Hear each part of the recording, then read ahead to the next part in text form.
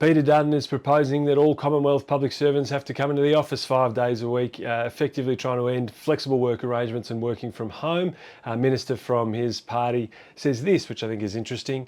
This is common sense policy that will instill a culture that focuses on the dignity of serving the public, a service that relies on the public to fund it, and a service that respects that funding by ensuring they're as productive as possible. And I think that's an interesting lens to take.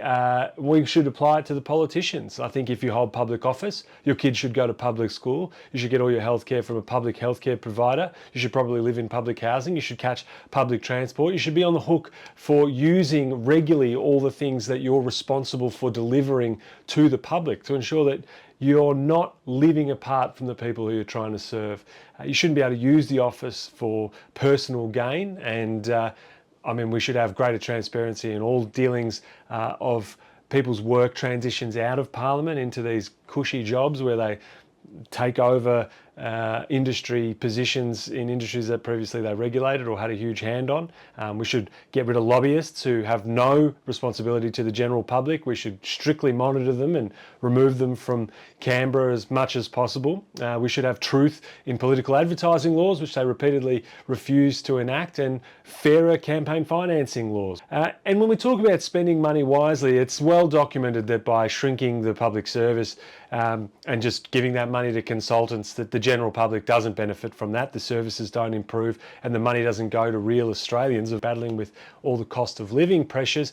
And if we talk about wasting money, I can go two things off the top of my head, literally off the top of my head.